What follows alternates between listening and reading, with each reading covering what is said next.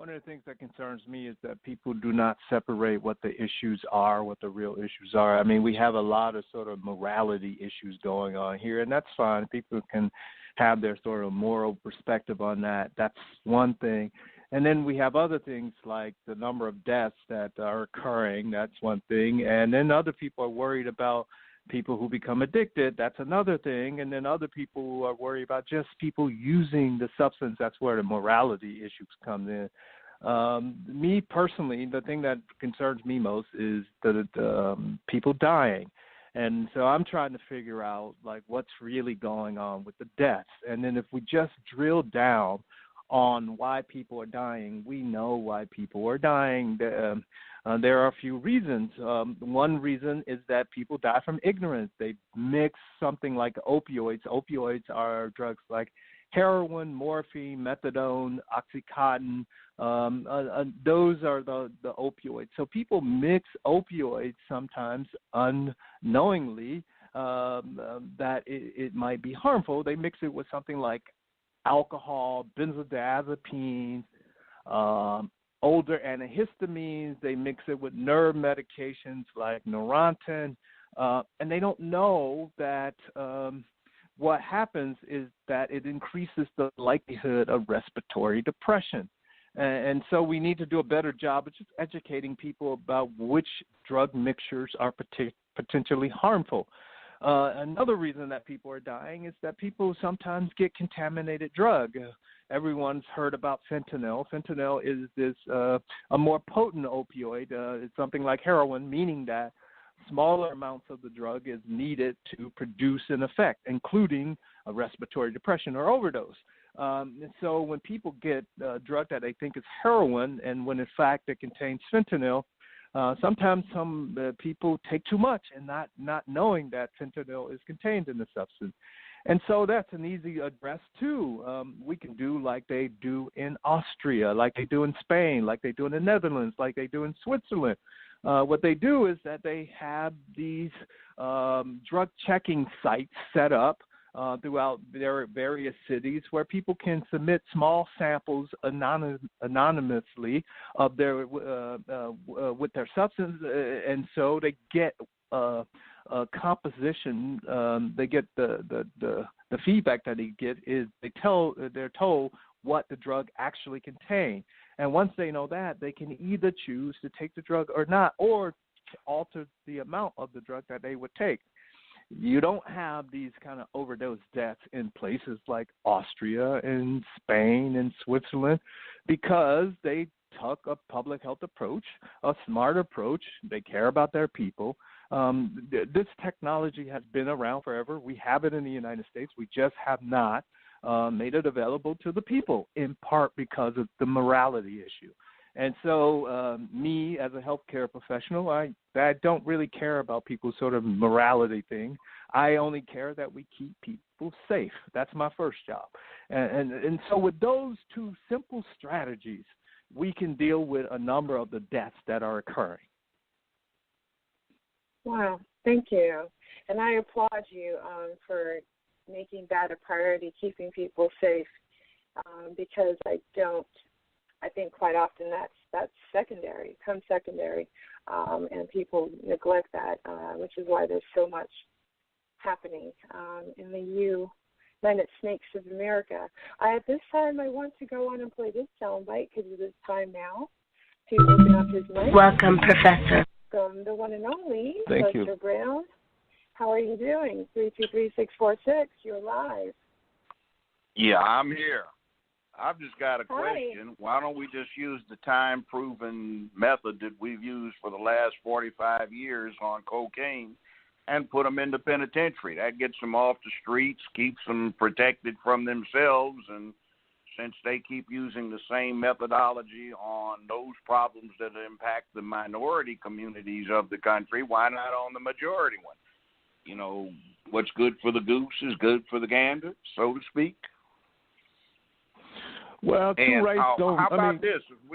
How about if we just put out a little testing station so you can check to see the purity of your crack or your cocaine, and then the president and Kimmy Poo, they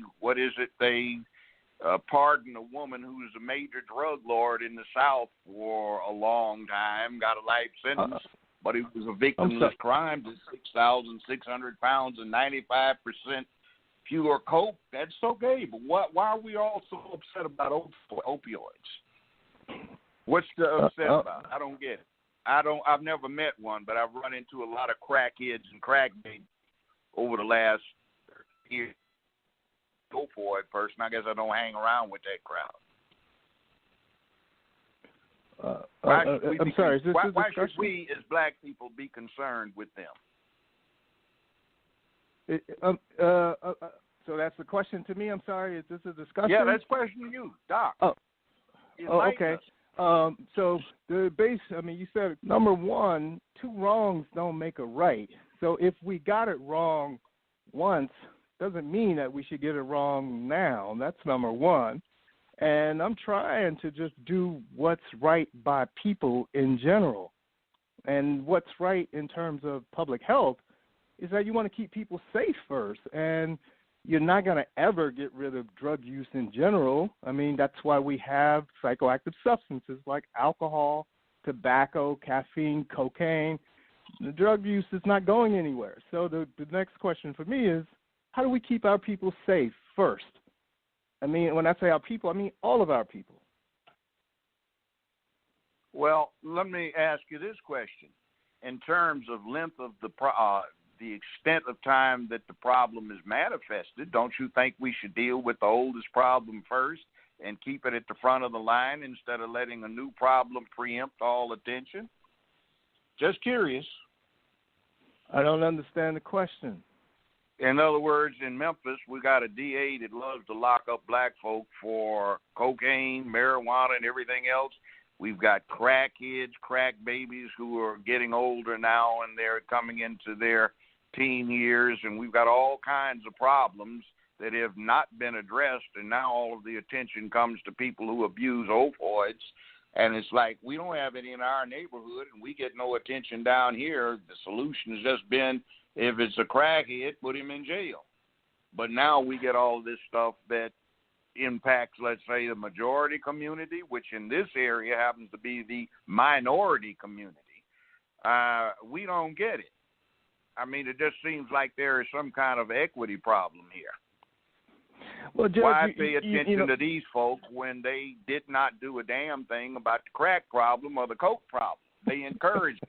Oh, why worry about knocking a few of these folk off who knock down the number of people in the majority? See, Judge, you raise a number of issues, man. I think on the one hand, you raise the issue about just how racial discrimination in our country and how we treat black folks, whether relative to how we treat other people. I mean, you're absolutely right in a number of ways, but please, there are some issues that we have to separate here. I mean, like when you talk about crack babies, I don't even know what that is. There's in science, there's no such thing, that sort of thinking contributed to large numbers of black people being incarcerated and these awful sentences related to crack cocaine. And so we can talk about that, but you're right on the one hand about the differential treatment of people based on their race. You're absolutely right. But some of these things about you're thinking about drugs, we got to evolve, brother. I mean, because that's not grounded in evidence. Well, how about maybe we let a few of those folk die off so our community sees how bad it is and doesn't decide to embrace it like they did when Superfly came out in 1971 and 72 and glorified it. We got a plethora of all of these movies over the last 45 years that glorified cocaine and its use, where all of the heroes were cocaine dealers and everybody snorted cocaines in all of the avant-garde movies. How about if we just let a few more people die off so that becomes a warning to the other communities in the country not to deal with it so it doesn't get presented as a glamour drug. Judge, just being cold-blooded about it. there are people that die from car accidents, and far more people die in car accidents than cocaine use. Now, we won't say we should have people see people die in car accidents. What we say is that we want to see if we can make the activity safer. Activity of drug using, people use drugs in part to feel better, to feel happy, to feel pleasure. Why do we want to restrict people's ability to feel pleasure and to feel better? What's wrong with that? Well, how about it focuses society on more important things like duty, honor, obligation, responsibility, and accountability, rather than on hedonistic pursuit of pleasure at all costs. The two is that we just don't put it in the kid's head anymore. They're not mutually exclusive. Pleasure and responsibility are not mutually exclusive. In fact, you want people to be responsible so they can take time off and have pleasure and have a good time. We do it all the time. There's nothing wrong with that. That's true, too, Doctor. However, in my generation, we got raised to have pleasure by doing the right thing. In other words, you do the right thing and you look at yourself in the mirror the next morning while you're shaving and you smile and you feel joy because you did the right thing. It might be the difficult thing, but you smile because you did the right thing, not just do the right thing so you will have time later to do something that feels good, but doing what you ought to do feels good. You know, that means you can go to sleep at night. You don't have bad dreams. I'm being the devil's advocate here. You get no argument from me when you say you want people to do the right thing. I agree. Absolutely, you want people to be good people. I want people to help other people. I want people to contribute to their communities. But people who also do drugs and do those sorts of things also contribute to their community and do the right thing. These issues are not mutually exclusive, and so what we're talking about today, I thought, was just how do we keep people safe and how do we go about dealing with this issue. But as you raise these broader issues, that seems like a bigger conversation, and we should probably be in the same room. Well, yeah. I'm not trying to cut you off. I'm just saying let's go there. How do we keep the bigger community safe? What are the dangers for opioid addiction to, let's say, the black or Hispanic communities where that doesn't seem to be that big a problem right now? And how do we keep it out of the minority communities that right now are stuck with cocaine, heroin, and quaaludes and stuff like that? How do we keep it out of them? Well, I mean, you asked what's the issues in the minority communities as it comes to the opioids. The real issue is that 80% of the people who are being arrested and prosecuted at the federal level are black and brown when they don't make up the majority of the users. We know this. So that's where the real issue is for me in our community, is that despite the fact that we are not the people who are using, we are the people who are being arrested primarily for these drugs. Again, that's kind of consistent with what you was talking about, the differential treatment of people based on their race. And so, yeah, that's a real issue. But as long as we talk about moralizing drugs, you damn well better believe that black people and brown people are going to be the ones who pay the price the heaviest. Yeah, they are. And also part of your topic, as I understood it, was the fact that there is a lot of political ignorance about what the problem is that is not being addressed. Simply, again, it's got to be these black folk, these Mexicans, these Puerto Ricans, or these Cubanos that have something to do with all of these problems that our poor young white kids are suffering from opioids. If it wasn't for them, they wouldn't have this problem. So if we lock up more of them, they'll just go away. Now, that isn't a realistic position, is it? Well, meaning more minorities locked up, you save your young white kids. See, because it's a society-wide problem. Judge, there's too much to say there. I worry. Doc, you're the expert on it. You're the expert. We need to hear what this is all about. See, we don't understand this problem in our community. We don't have it, but we hear about it.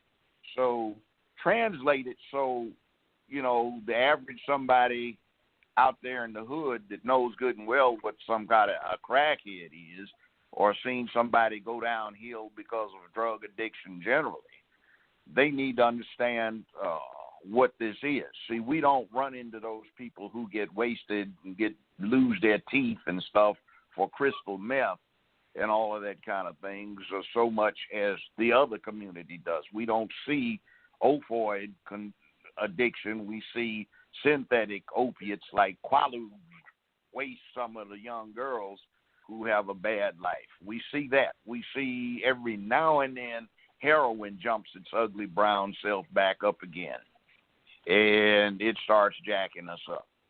That vampire drug. But this is a new one out there. Do you think it is the type of thing that will get popular in the black community? Is it too expensive? What is it about? Tell us about it so we know.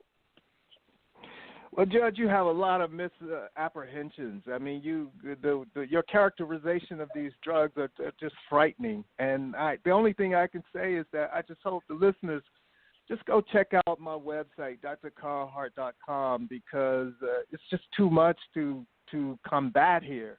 The sort of the calling people crackheads and that sort of thing, that's not helpful, and I don't even know what that is. And I know the characterization in the 80s, and that contributed to these awful laws, and it contributed to people being arrested, mainly black people. And so your characterization is part of the problem. Well, my neighbor at a place I used to live shot what he characterized as a crackhead. They didn't prosecute him for trying to break in after this same person known to have a problem with crack. That's why we call them crackheads. In other words, every time you see them, they're going, if I just get high, everything will be crystal clear to me. Was breaking in and burglarizing everybody's place on the surrounding 3 blocks. So somebody shot him, paralyzed him, didn't kill him, but no more breaking. I got to tell you, that becomes a problem. I got to tell you, my birthday is this weekend, and I'm trying not to get upset, so I'm going to have to break out. I can't do this anymore. I got to break out. Thank you all. Take care. Set to Hart? Oh, wow. Okay. I'm sorry, but, we got to keep it real here. And when you start telling us about a problem that does not impact us, that becomes a crucial problem, that displaces 45, 48 years worth of let's just lock them up to deal with this problem because it's a black problem. Let's just give 3 rocks the same amount of time in a federal penitentiary as you get for a kilo of powdered coke. It just makes me sick and disgusted what happens when we start paying attention to what in our community is at this point a minor problem. Now, everybody knows what a crackhead is. It's not necessarily a scientific category because it isn't. It's someone who is dependent upon used to be coke that became freebase coke. That was Richard Pryor's downfall, and then it becomes crack, which is refined cocaine and crystallized. So we've got a big problem with it. We have people in our loved ones, families, people that have had good jobs, and all of a sudden everything's gone to hell for them because they can't deal with their ordinary problems because this is a good out so they can get a time out between here and reality. So I sat there on the bench and just looked at this years and years. DA comes in with a white defendant, and the current DA down there tried to pull one off on me. And when I was a criminal court judge, she wanted to give this guy, get this, 1 year suspended sentence, unsupervised probation, and expunge his record. Just a simple plea and dismiss the charges against the female defendant. I wouldn't take it until I heard from Metro Narco. You know how much coke they got with this dude? 4 kilos of coke. 97% pure, 4 kilos of coke. And they got 400 hits of crystal meth. They got about 150 hits of LSD, of all things, prehistoric drug, and then you get 300 or 400 hits of Quaaludes and stuff like that, and the person had been a major off-the-record pharmaceutical source for a whole lot of people, and Metro Narco had been going after him for 4 years. And they had set this up, and they did not know that this DA assistant had worked this out because it was a good family, the way she put it. You see?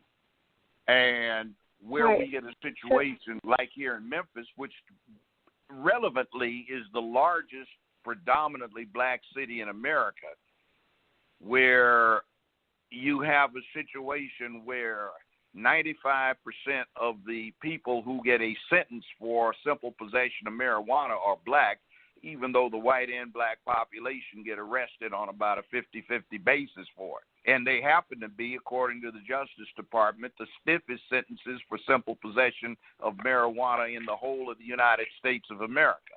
And I'm told by some of my colleagues, black criminal court judges, few and far between now, fewer than we had 20 years ago, that there's this big brouhaha about coming up with some kind of more lenient sentence for possession of opioids rather than what they do when they bust somebody with crack or coke.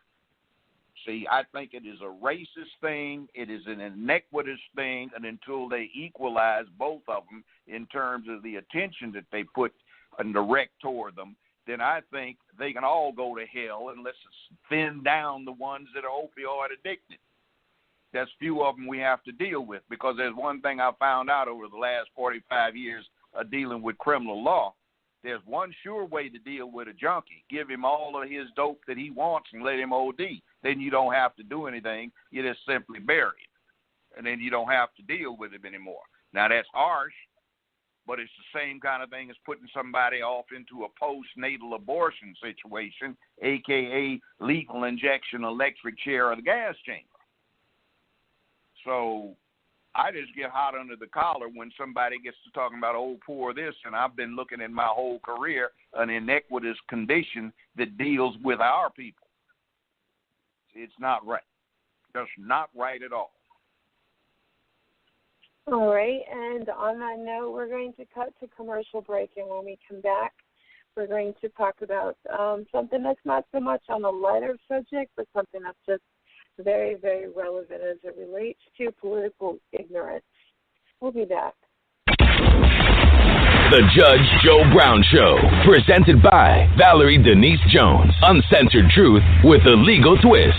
Friday, 4 p.m. Eastern Standard Time, 929-477-1167. Or visit MissValerieDeniseJones.com for details.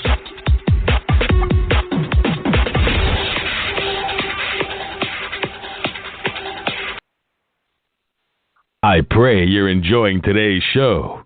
Please don't forget to like, subscribe, and share this episode on social media. Also, visit ValerieDeniseJones.com for additional updates.